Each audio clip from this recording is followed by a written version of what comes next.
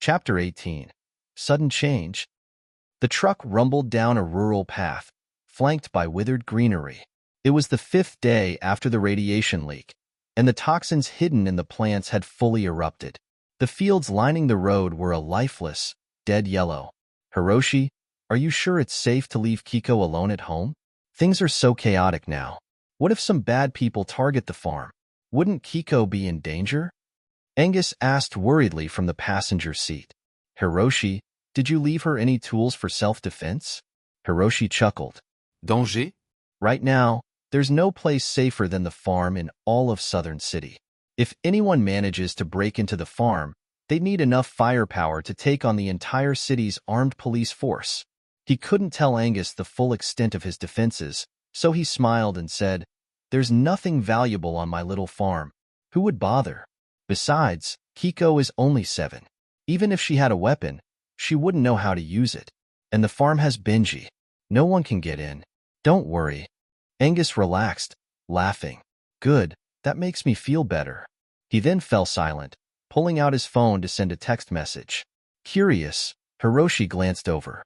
Angus noticed and quickly pocketed his phone, laughing awkwardly. "I'm just making sure I have enough money. Asking a friend for a loan." After a moment's pause, Hiroshi pulled out $50 bills and handed them to Angus. "This is all I have left. Take it." Angus was stunned, hesitating for several seconds before shaking his head. No, Hiroshi. "You've helped my family so much already. How could I take your money?" "Take it," Hiroshi insisted, pressing the money into Angus's hand. Angus, his expression complex, stared at the bills for a moment before gritting his teeth. "Hiroshi, I'll repay your kindness someday." Hiroshi simply patted his shoulder.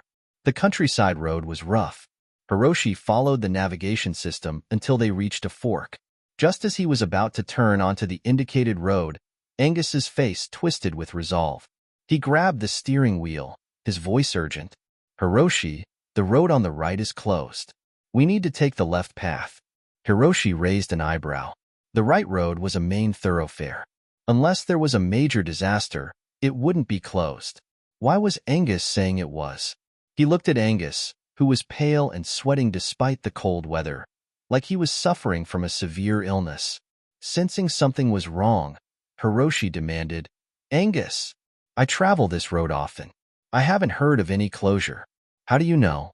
What's going on?" "A friend told me," Angus stammered.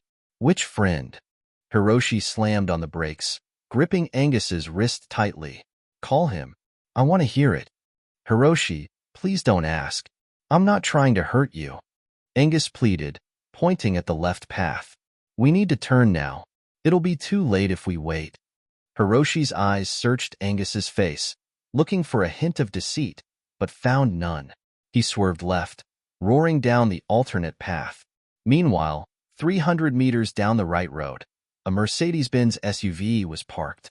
Inside, a cold, black-suited man held a tablet showing a red, approaching their position. Suddenly, the dots stopped, then veered off course. "Damn it! Something's wrong," the cold man cursed. "That little bastard double-crossed us." The other 3 men in the car, similarly dressed and muscular, drew their knives. "Good thing we have a backup plan," the cold man muttered, adjusting his earpiece. "The target is heading your way. Stop them. Remember, Jack wants them alive." A voice responded in his earpiece. "Understood."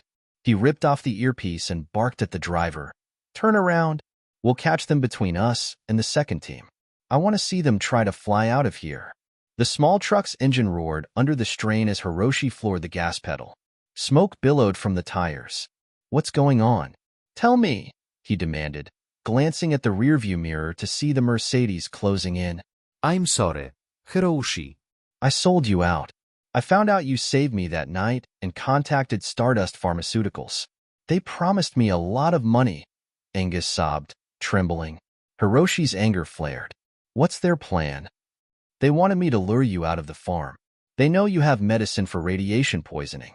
They plan to grab Kiko and use her to force you to give it to them," Angus confessed. Hiroshi's expression turned icy. "So, you were testing me earlier? Reporting to them?" I'm sorry. Angus wept. If anything happens to Kiko, I'll make sure your entire family pays for it. Hiroshi growled through clenched teeth.